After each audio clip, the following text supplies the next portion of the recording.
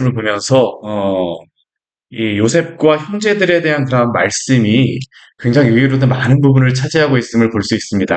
우리가 이 요셉이 사실 요셉의 그러한 이야기에서 우리가 참 어떠한 의미 있고 또한 어떠한 사건적인 그러한 것을 큰 일이라고 하게 되면 요셉이 그 감옥에 갇혀 있을 때에 또한 그 꿈을 해몽하고 나서 이 총리가 되어지는 그러한 것이 굉장히 은혜로운 그런 말씀이잖아요. 근데 생각해보면 그 말씀에 대한 것도 굉장히 많이 나오고 있지만 근데 그 총리가 되고 나서 어떤 일을 행하였는지에 대해서는 사실 그렇게 많이 나오진 않습니다. 이 요셉의 이야기를 보게 되면 그가 그 감옥에서 여러 가지 고난 가운데 있는 가운데에서 해결이 되자마자 바로 나오는 게 뭐냐면 요셉의 형들과의 만남이 시작되어서 45장까지 이 말씀이 계속적으로 이어지고 있는 것을 봅니다. 왜 이렇게 많은 부분을 성경에서는 이 창세기 말씀에서 이 많은 부분을 여기에 할애하고 있을까요?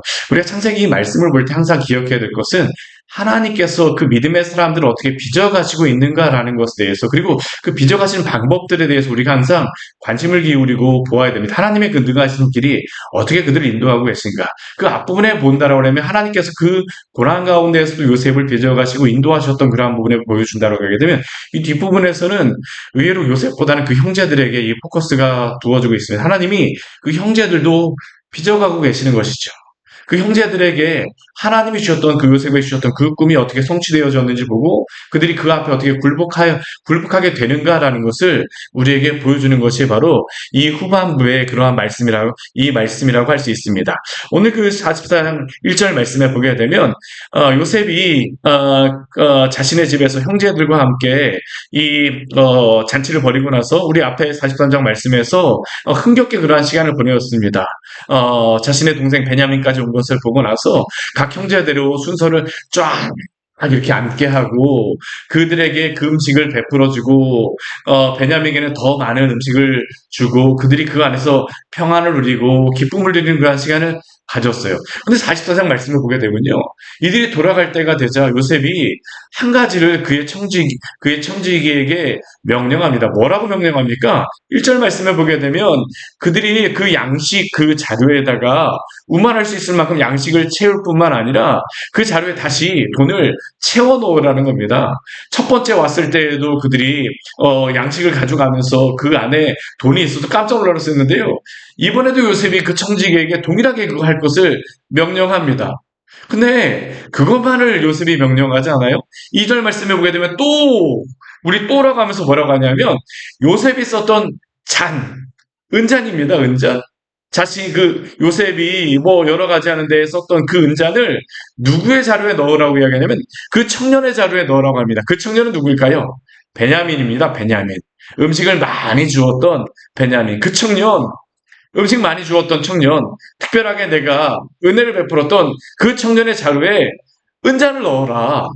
이 청지기들은 요셉이 무엇을 하는지 알았을까요? 그 명령을 하긴 하지만 분명히 그 의미가 무엇인지를 알지 못했을 것입니다. 이것을 아는 사람은 오직 누구만 있겠습니까? 요셉만 알고 있습니다. 그리고 아침이 밝았어요.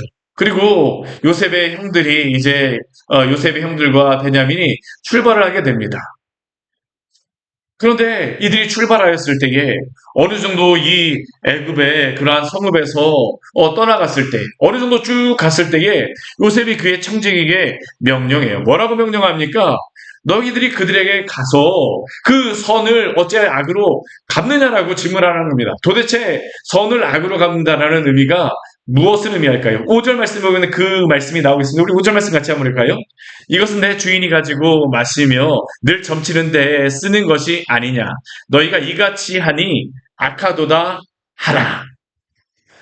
내 주인이 날마다 먹고 마시며 또한 썼던 이 잔을 너희들이 가져가지 않았느냐. 하다라고 하라고 요셉이 그 청지기에게 말하는 겁니다. 그리고 그 청지기는 어떨까요? 요셉이 말하는 대로 그대로 행하였습니다. 그대로 행하였어요. 청지기들도 이 요셉이 행하는 것을 분명히 알지 못하였을 것인데 이것을 고스란히 당하고 있는 이 요셉의 형제들은 어떠하겠습니까? 4절, 7절 말씀을 보게 되면 이 형제들의 그 당황스러운 그 대답이 나오고 있죠. 우리 같이 한번 7절 그들의 당황스러운 말을 한번 같이 한번 읽어보겠습니다. 그들이 그에게 대답하되 내 주여 어찌 이렇게 말씀하시나이까 당신의 종들이 이런 일은 결단코 이런 일은 결단코 아니하나이다. 당연히 그렇겠죠. 우리가 보아도 이렇게 행하는 게 합리적이지 않습니다. 아니, 내 주에 우리가 어떻게 이런 일 행할 수 있겠습니까? 당신의 집에서 이렇게 융숭한 대접을 받고 잔치자리를 받고 또한 이렇게 와서 그 즐거운 시간을 보내다가 가게 되는데 결단코 우리는 그러한 일이 없습니다. 그리고 그들이 또 뭐라고 이야기할까요?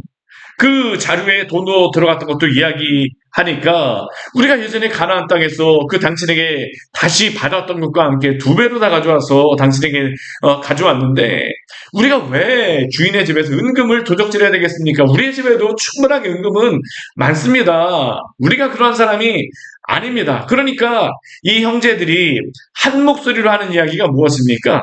자신 있는 겁니다. 그러니까 9절 말씀을 보게 되면요. 요셉의 형들이 이 청지기에게 말합니다. 뭐라고 얘기합니까?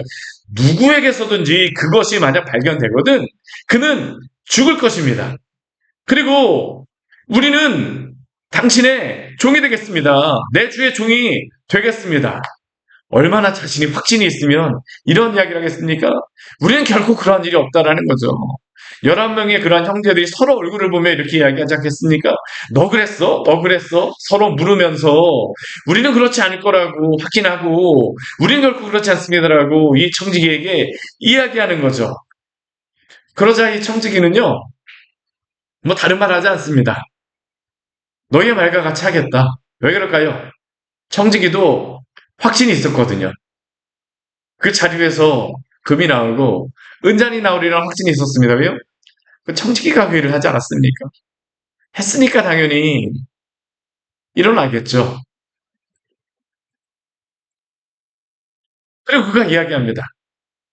그렇게 발견되는 사람은 종이 될 것이고 너희는 죄가 없으리라. 그리고 이들이 이 형제들이 그 요셉과 그 사람들 앞에서 그 자료를 다 풀어놓습니다.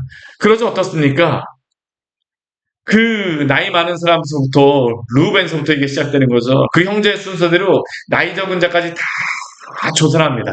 11월 말씀에 오게 되면요. 나이 많은 자로부터 시작하여 나이 적은 자까지 한다라고 하니까 10명 10번째 그 형제까지 다 조사했을 때에 아무것도 발견되지 않았습니다. 그런데 가장 마지막 베냐민의 자료에서 무엇이 발견됐습니까? 은잔이 발견되는 것이에요. 그리고 이것을 발견하자 어떤 일이 벌어질까요? 13절 말씀해 보게 되면 그 형제들이 옷을 찢고 각기 짐을 지고 짐을 나귀에 싣고 다시 성으로 돌아가게 됩니다. 그리고 유다와 그의 형제들이 요셉의 집에 이르렀죠. 특별히 오늘 그 14절 말씀해 보게 되면요. 르우벤이 아니라 유다라고 이야기합니다. 유다와 그의 형제들이. 유다가 이 형제들을 대표하고 있다라는 거죠. 그러자 요셉이 이 형제들에게 추궁하기 시작합니다. 너희가 어찌하여 이런 일을 행하였느냐?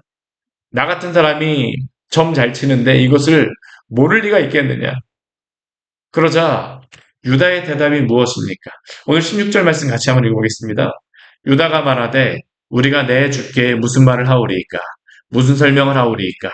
우리가 어떻게 우리의 정직함을 나타내오리이까? 하나님이 종들의 죄악을 찾아내셨으니 우리와 이 잔이 발견된 자가 다 내 주의 노예가 되겠나이다. 사실 오늘 이 말씀을 잘 보게 되면요. 이게 단순히 요셉이 그냥 이 형제들을 어, 위기에 빠뜨리려고 시험에 들려고 하는 목적이 아닙니다. 요셉이 지금 행하고 있는 이 일은 무엇에 대한 그 어, 다시 이것을 새로 이것을 다시 이것을 반복해서 하는 것일까요? 예전에 요셉이 자신의 형들이 자신을 팔아먹을 때와 동일한 모습을 하고 있는 겁니다. 예전에 우리가 한번 생각을 해보십시오. 요셉이 이스마엘 사람들에게 팔려갈 때, 미디안 사람들에게 팔려갈 때, 요셉이 무엇으로 팔려갔습니까? 은 20개에 팔려갔잖아요. 가장 막내 동생이었던 요셉이 팔려갈 때 은 20개의 그 형제들은 그를 무참히 팔았습니다. 근데 오늘 말씀 한번 보십시오. 베냐민의 자루 속에서 무엇이 있습니까? 은잔이 나와요. 예전 요셉이 팔려갔던 것과 동일한 모습이죠. 지금 형제들이 이들을 파는 것은 아니지만 베냐민은 은 때문에 지금 팔리고 있는 겁니다. 요셉의 이 애굽으로 종으로 팔려가고 있는 거죠. 어디 그것뿐입니까? 이렇게 팔려갔을 때에 요셉이 생각했던 것은 무엇일까요? 아마 이 형제들 가운데 그 요셉이 생각했다기보다는 아마 이 형제들 안에 예전과 같았으면 이 형제들 안에서 일어나는 것이 무엇이겠습니까? 자신들이 이 요셉의 옷을 찢어버렸는데 오늘 13절 말씀 보십시오. 누구의 옷을 찢습니까? 베냐민의 옷이 찢어지지 않아요. 누구의 옷이 찢어집니까? 그 형제들의 옷을 찢죠. 왜 그럴까요? 이전 요셉이 팔려갔을 때와 동일한 환경이지만 지금 이제 그들은 압니다. 베냐민을 그냥 이렇게 보내면 안 된다라는 것을. 요셉은 사실 이 형제들에게 기회를 주고 있는 겁니다. 무엇에 대한 기회를 주고 있을까요? 자신의 이전의 죄에 대하여서 포기하는 것이죠. 직면하게 하는 것이죠. 근데 참 감사한 것은 무엇이냐면 이 요셉의 형들은 이 베냐민을 그냥 팔려가게 두지 않습니다. 함께 내려옵니다. 이 예전과 같이 요셉만 보내는 게 아니고요. 베냐민과 같이 종이 되겠다라고 합니다. 우리가 당신의 종들이 되겠습니다. 그리고 이들이 이 요셉의 이 집에 이르렀을 때에 유다가 하는 이야기를 한번 보십시오. 아니, 우리 동생 때문에 이런 일을 해서 죄송합니다라고 하지 않습니다. 그들은 베냐민 때문에 이런 일이 벌어졌다고 하잖아요. 사실 이 형제들은 베냐민이 그랬을 수도 있다라고 충분히 생각을 할 수 있죠. 베냐민 때문이라고 이야기하지 않습니다. 그러나 그들은 그때에 유다가 대표해서 무엇이라고 이야기합니까? 어떻게 우리가 우리의 정직을 나타내겠습니까? 다만 그가 이야기하는 것은 무엇입니까? 하나님이 종들의 죄악을 찾아내셨으니 누가 죄악을 범했다라는 겁니까? 자신들이 죄악을 범했다라는 것이죠. 유다는 결코 지금 베냐민이 무엇을 했다라고 책임을 분명히 전가할 수 있음에도 불구하고 그렇게 책임 전가하지 않습니다. 그는 지금 이러한 것들이 벌어진 이유가 무엇이라는 겁니까? 하나님이 자신들의 종들의 죄악을 찾아내셨다라고 합니다.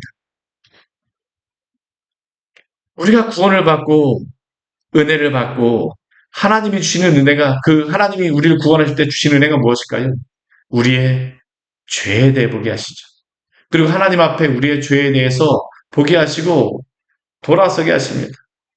오늘 요셉의 형제들에게도 하나님이 요셉을 통하여서 보여주시는 것이 바로 것입니다.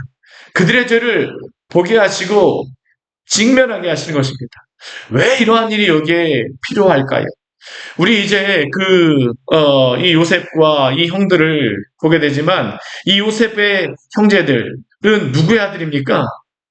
야곱의 아들입니다. 야곱의 이름은 무엇입니까? 이스라엘입니다. 이스라엘이라고 하는 이름을 가지고 누가 살아가야 될까요? 이 12명 형제들이 살아가야 합니다.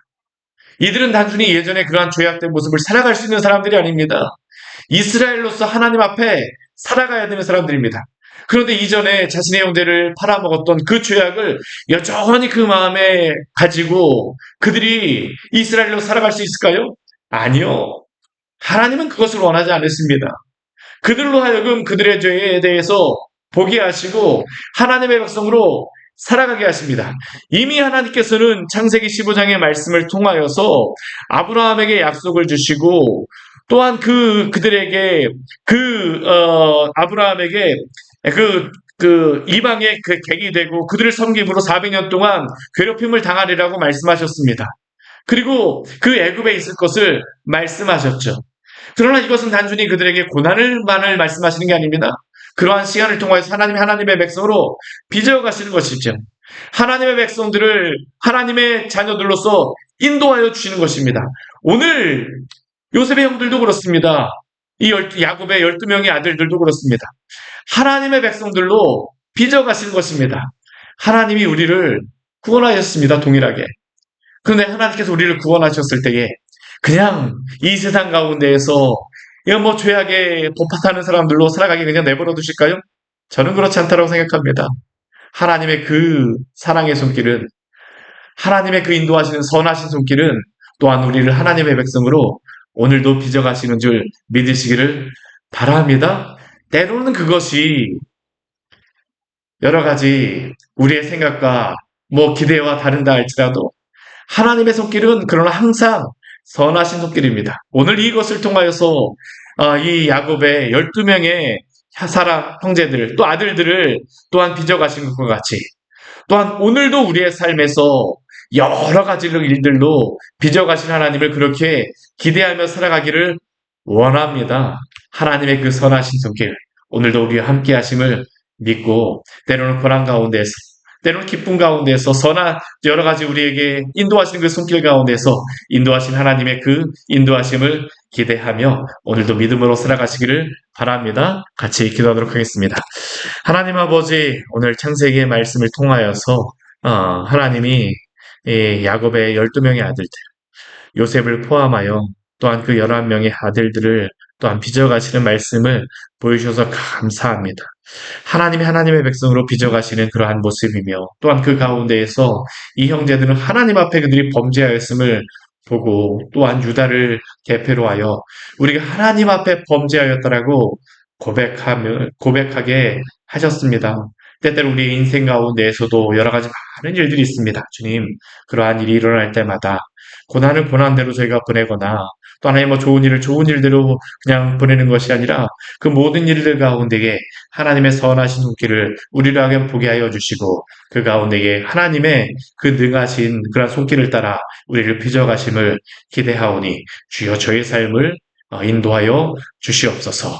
믿음으로 당신 앞에 날마다 나아가게 하여 주시고 또한 우리가 죄에 빠져 있을 때마다 또한 그 가운데서 회개하며 주 앞에 나올 수 있도록 그 가운데에서도 선하신 손길로 인도하여 주시옵소서. 예수님 이름으로 기도드립니다. 아멘. 오늘 말씀 같이 기억하시면서 기도하며 나가도록 하겠습니다.